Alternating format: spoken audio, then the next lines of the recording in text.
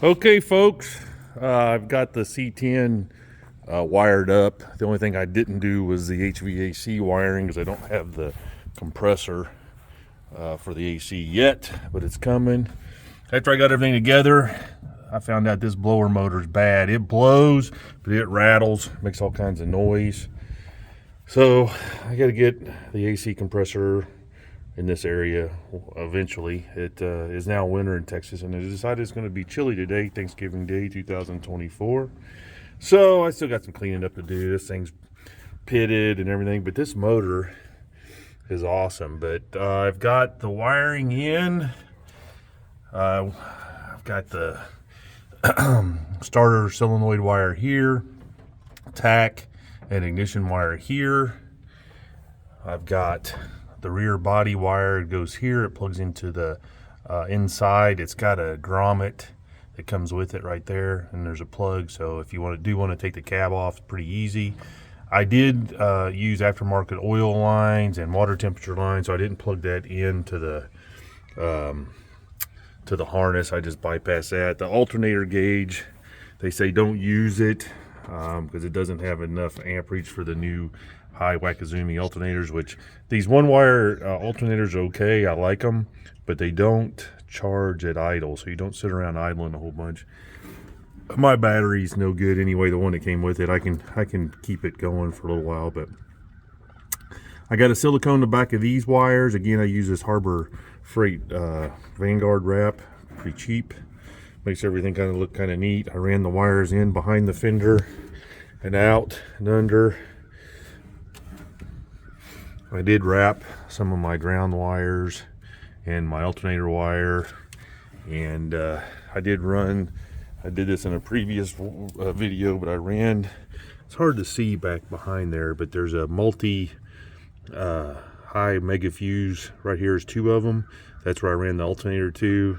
I ran two wires to the battery as per the fuse directions. So pretty basic.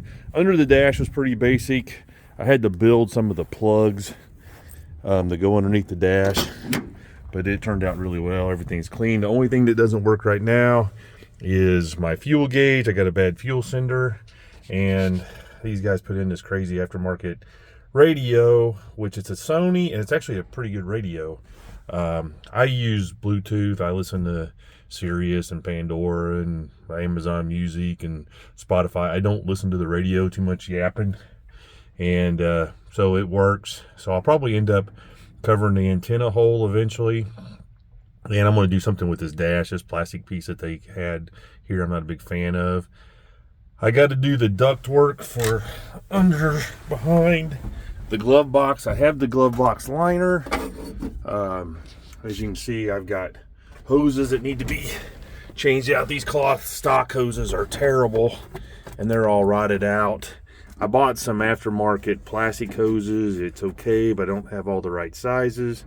It does get warm in here, even with the blower blowing kind of crappy. It's good. I think I got a low temp thermostat in here. It runs about 165. I got great oil pressure. Interior of the truck's pretty clean. You know, it's definitely stock the way it was. This door got dented at some point in time. I got some work to do here. I got the aftermarket gas tank underneath the bed, so this is going to get patched, or we're going to do something here. I played around with the patina look a little bit. I did a little bit of sanding just for giggles, and then I see that that's probably not the bed that came with the truck. That's got a little bit of Bondo in it, but I don't know if I'm going to go with the patina look or go ahead and paint it. I'm still playing around with it, but it's coming around.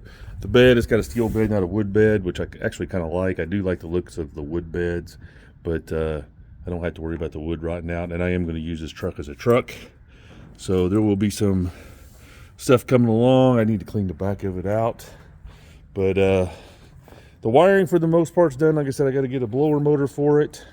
I'm getting ready to change the speedometer gear for the correct gearing. It's about 5 miles an hour off, and I got the gear this week. So I got to pull that out. I'm going to dribble a little bit of transmission fluid, so put it back in the shop. But again, I'm trying to figure out how I want to do this now. I like the patina trucks, but this one's actually pretty straight. The rocker under there needs some work, but it's not a bad looking truck. I kind of like it. So that's where I'm at with this one. It does start and run.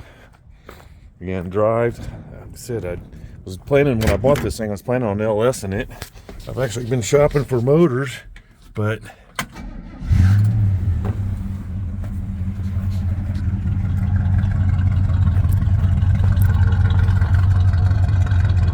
I don't see any need for it. There's no smoke.